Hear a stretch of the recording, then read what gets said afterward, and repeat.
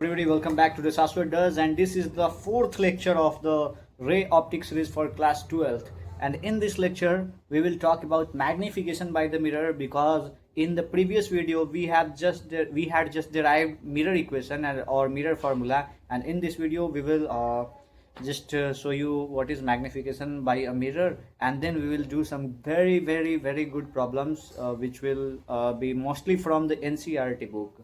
So let's begin. तो ये video magnification से स्टार्ट होगी, जैसा आपको पहले पता चल चुका है। तो चलिए आगे बढ़ते हैं। तो मैग्निफिकेशन का भी फॉर्मूला यहाँ पर डिराइव भी करेंगे और हम लोग देखेंगे कि क्या आता है। तो उसके लिए मैंने लिया है एक कॉन्केव मिरर, और कॉन्केव मिरर पर मैंने एक ऑब्जेक्ट रखा है और एक इमेज रखा है।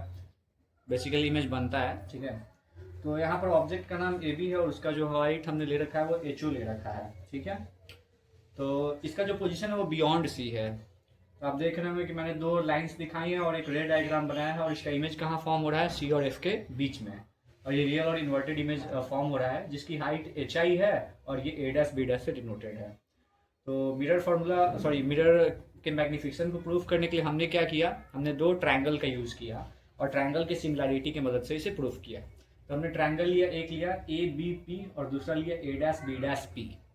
तो ए बी पी और ए डैश बी डैश पी को आप देखोगे तो वो सिमिलर है, और इसका आसानी से आप सिमिलरिटी प्रूफ कर सकते हो। तो ये सिमिलर है, और हमने इसे सिमिलर दिखा के, तो जब सिमिलर होता है तो क्या होता है, साइड्स के रेशियोज, करस्पॉन्डिंग ट्रायंगल्स के साइड के रेशियोज आपस में इक्वल होते हैं। तो A B upon A dash B dash ये इक्वल हो जाएगा आपका B P upon B P upon B dash P dash के, ठीक है। तो ये आप यहाँ से देख सकते हो, मैथमेटिक्स का सिंपल था। अब हम साइन कन्वेंशन के मदद से यहाँ पर A B A dash B P और बी डैश पी डैश की वैल्यू को पुट करेंगे। तो ए बी की वैल्यू की बात करें तो ए बी की वैल्यू साइन कन्वेंशन के हिसाब से एच ओ होनी चाहिए, होगी। इरेक्ट है, ठीक है, हाइट है। और ए डैश बी डैश की बात करें तो ये इन्वर्टेड है, इन्वर्टेड उल्टा है, और उल्टा वाले की हम लोग हाइट कितनी देते हैं, एच आई देंगे, कोई दिक्कत, और नेगेटिव में देंगे क्योंकि ये उल्टा है। अब बीपी की बात करें, बीपी की बात करें तो देखते हैं, ठीक है। तो यहाँ बीपी देखिए, बीपी कहाँ है भाई, बीपी। तो बीपी जो है वो आपका यू है, और किस साइड है, ये लाइट के डायरेक्शन में है, नहीं है तो नेगेटिव लेंगे, तो ये माइनस यू हो जाएगा। और उसके बाद आगे देखो, आगे वी पे आते हैं। ये क्या है, B dash P dash, B dash P dash क्या है, वी है, ये भी इसी साइड है, तो इसको हम लोग क्या लेंगे, माइनस वी लेंगे। अब मैग्निफिकेशन को डिफाइन करें तो magnification is defined as ratio of height of image upon height of object. क्योंकि मैग्निफिकेशन से हमको पता चलता है कि कितना ज़्यादा मैग्नीफाइड इमेज बन रहा है, how much the image is magnified. तो उसके लिए हम लोग साइज ऑफ इमेज को ऊपर रखते हैं और साइज ऑफ ऑब्जेक्ट को नीचे रखते हैं, तभी तो हमको फैक्टर पता चलेगा, by which factor the image has been magnified, okay. तो इसी के लिए हम लोग मैग्निफिकेशन को डिफाइन करेंगे H I upon H O. तो अगर आप ऐसे करके देखोगे तो आपको पता चलेगा, H I upon H O करोगे तो आपका जो वैल्यू आएगा ये तो कट जाने वाला है, तो ये वी अपॉन यू आप इसको लिख दोगे, लेकिन एच आई क्या है, माइनस साइड में है। और अगर आप प्लस करने की कोशिश करोगे तो होगा क्या, आप प्लस करने की कोशिश करोगे तो होगा क्या, इसकी वैल्यू तो वी बाई यू है कि नहीं, इसकी वैल्यू वी बाई यू नहीं है, इसकी वैल्यू वी बाई यू है, ठीक है। अगर आपको H I by H O की वैल्यू चाहिए तो आपको दोनों साइड माइनस से मल्टीप्लाई करना पड़ेगा, तो आ जाएगा H I by H O equals to minus V upon U. और यही वाला फॉर्मूला हम लोग यूज करते हैं मैग्निफिकेशन के लिए। अब आइए प्रॉब्लम्स की तरफ चलते हैं और प्रॉब्लम्स को करते हैं, ओके। बढ़िया, पहला क्वेश्चन हमारे पास आ चुका है। सपोज दैट द, इस पे स्क्रीन पर भी दिखा दिया जाएगा question. Suppose that the lower half of the concave mirrors reflecting surface is covered with an opaque या non reflective material, what effect will have on the image of an object placed in front of the mirror. तो ऐसा होता है तो क्या होता है, इसको समझते हैं। देखो, दे रखा है कि एक कॉन्केव मिरर है और उसका लोअर हाफ हमने क्या किया है, ओपेक मटेरियल यानी नॉन रिफ्लेक्टिव मटेरियल से कवर कर दिया है। तो क्या होगा अगर क्या बोलते हैं, अगर ऑब्जेक्ट इसके सामने हम लोग रखें, इसके सामने अगर ऑब्जेक्ट को प्लेस करें, ठीक है। तो इस केस में क्या होता है कि आपका जो इमेज है, ऐसा नहीं होगा कि हाफ इमेज बनने लगेगा, ठीक है। इमेज पे कोई असर नहीं पड़ेगा कि आपका इमेज पोर्शन में कम बनने वाला है, हाफ पोर्शन बनने वाला है, 2/3 बनने वाला है, या फिर ऐसा कुछ होने वाला है, या फिर इसके लिए हमें कुछ मैथमेटिक्स लगाना पड़ेगा, नहीं, ऐसा कुछ नहीं होने वाला है। बस और बस रिफ्लेक्टिंग सरफेस कम होने के कारण, जो कि आधा कवर हो चुका है, उस कारण से इंटेंसिटी में रिडक्शन हो जाएगा और उस कारण से आपकी इंटेंसिटी, प्रोड्यूस्ड इमेज की इंटेंसिटी क्या हो जाएगी, वो लो हो जाएगी। फाइन। अब आते हैं दूसरे क्वेश्चन की ओर। तो दूसरा क्वेश्चन क्या कह रहा है देखते हैं उसको। ठीक है, दूसरा क्वेश्चन क्या कह रहा है। दूसरा क्वेश्चन कह रहा है कि एक ऑब्जेक्ट है वो प्लेस किया जा रहा है 10 सेंटीमीटर पे, पहला केस है। ठीक है, दूसरा केस कह रहा है 5 सेंटीमीटर पे, इन front of a concave mirror of radius of curvature 15 centimetre. जानकारी दी गई कि रेडियस ऑफ कर्वेचर कितना है, 15 सेंटीमीटर का है। कॉन्केव मिरर है तो -15 हो जाएगा। ठीक है, तो आपको क्या क्या निकालना है, बच्चा वाला क्वेश्चन ये, पोजीशन निकालना है, नेचर निकालना है और मैग्निफिकेशन भी निकालना है। ये सारी चीजें आपको निकालनी है। तो चलिए इसको हम लोग कर सकते हैं बहुत आसानी से, बहुत इजी सा क्वेश्चन है। ये जानकारी मिली हमें कि r = -15 है। पता है क्यों? Because it's a concave mirror, और कॉन्केव मिरर होगा तो इसका कर्वेचर इस साइड बनेगा, लेफ्ट साइड। दैट्स वाई इसका r नेगेटिव रहेगा और इस कारण से f भी नेगेटिव हो जाएगा। और f को हम लोग क्या लिख सकते हैं, -15/2 सेंटीमीटर। हमें u की जानकारी पहले केस में दे दी गई है, -10 सेंटीमीटर। इसके मदद से हम लोग v निकाल सकते हैं। ओके, एक छोटा सा इंटरप्शन आ गया था, चलिए कंटिन्यू करते हैं। ओके, तो देखो, तो हम लोग क्या करेंगे, सीधा सीधा मिरर इक्वेशन लगाएंगे, मिरर फार्मूला लगाएंगे, आंसर निकल जाएगा। तो मिरर फार्मूला क्या कहता था, 1/v + 1/u = 1/f। तो डालिए वैल्यू, काम खत्म। तो 1/v और 1/u की वैल्यू डालोगे तो u की वैल्यू कितनी है, -10। तो -10 डालोगे तो ये जो प्लस वाला साइन था वो माइनस में चला जाएगा। और 1/f की जगह क्या करोगे, 15/2 डालोगे f की जगह, तो ये 2/15 बन के उल्टा हो जाएगा, तो -2/15 के रूप में प्रतीत होगा।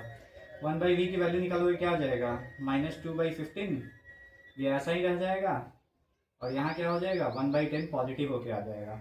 अब इन दोनों का एलसीएम निकालोगे 30, ऊपर 3 आ जाएगा, यहाँ क्या आ जाएगा, सॉरी गलत कर रहे हैं, हाँ 1 3 जा 3 और यहाँ 15 2 जा 30, तो 2 2 जा 4, तो कितना आ गया, -1/30। दैट मीन्स -30 ऐसे नहीं लिखते हैं, गलत हो जाएगा। तो -1/30 आ गया। और v हम लोग क्या लिख सकते तब, v उल्टा हो जाएगा इसका, -30 सेंटीमीटर। तो ये हमारा पोजीशन ऑफ इमेज एक काम हो गया। अभी एक ही पार्ट ऑफ द क्वेश्चन हुआ।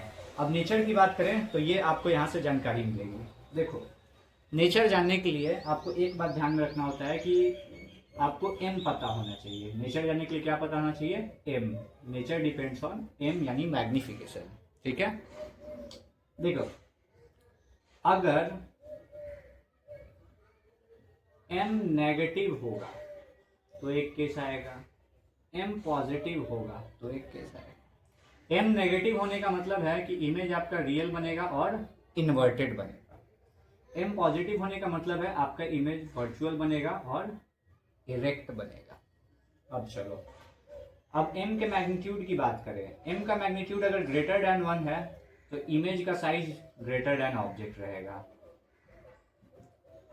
और अगर m का मैग्नीट्यूड लेस देन 1 है, इसका मतलब इमेज आपका छोटा बन रहा है ऑब्जेक्ट से। समझ रहे हो? तो ये 4 बातें ध्यान में रखना, क्योंकि इन 4 बातों से ही 4 लोग का मुंह आप बंद कर सकते हो। चलो कोई नहीं, फाइन। तो अब m देखो, m निकाले, हमें फॉर्मूला पता है -v/u। तो -v करोगे तो -30 सेंटीमीटर में ही है, और u डाल दो, u की वैल्यू कितनी है, -10। उड़ गया, कितना आ गया, -3 आ गया ना इसका m। -3 होने का मतलब क्या है, आपका इमेज का नेचर बन रहा है रियल और इन्वर्टेड। मैग्निफिकेशन भी आ गया हमारा। और इमेज की साइज की बात करें तो ये 3 गुना बड़ा इमेज बन रहा है, यानी इमेज का जो साइज है वो thrice the size of object होगा।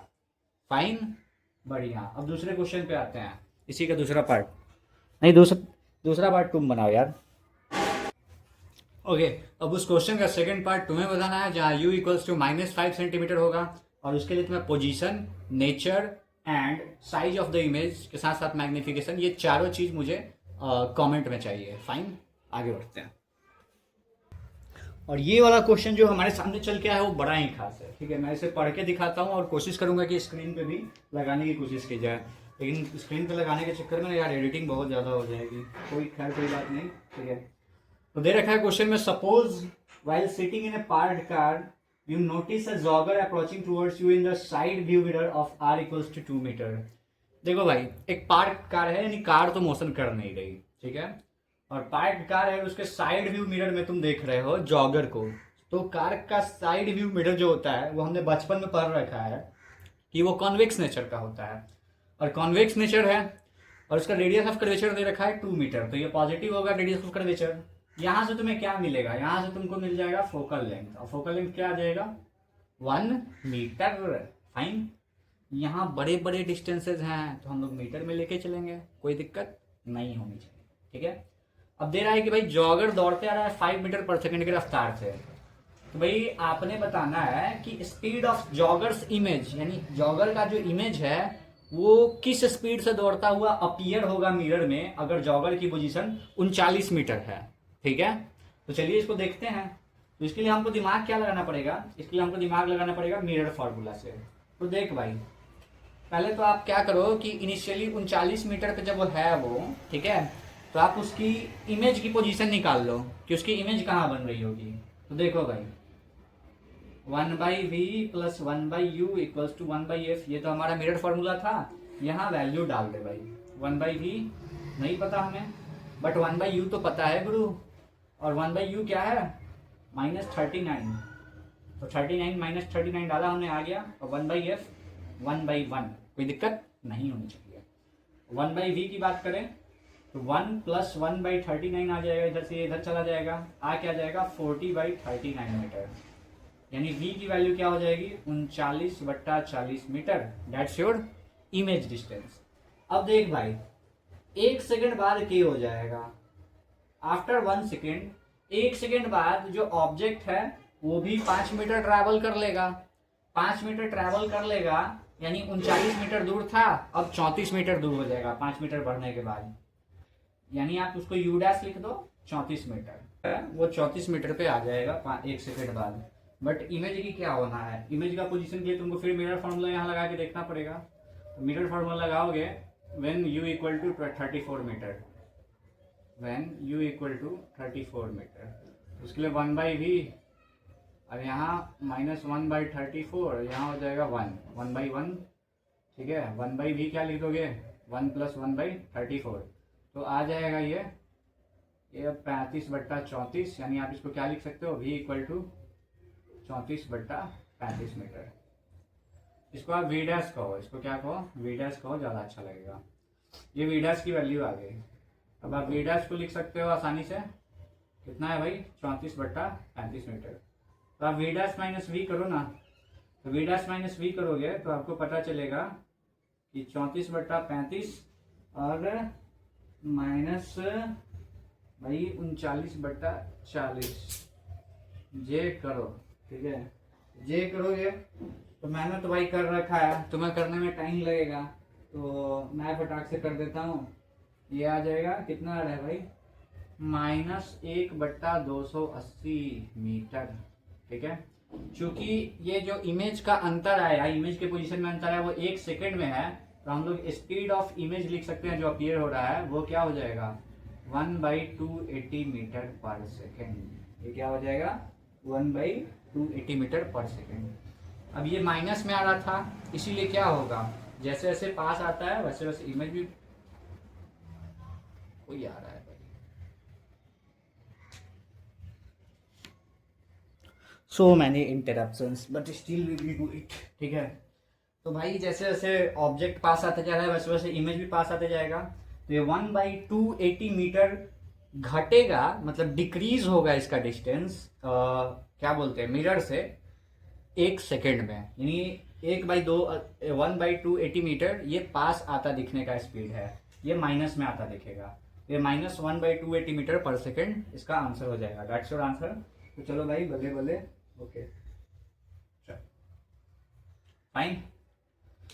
ये बढ़िया क्वेश्चन था, इसका दूसरा और तीसरा पार्ट भी है, तो तुम अलग अलग ऑब्जेक्ट के लिए कैलकुलेट कर लो, ठीक है।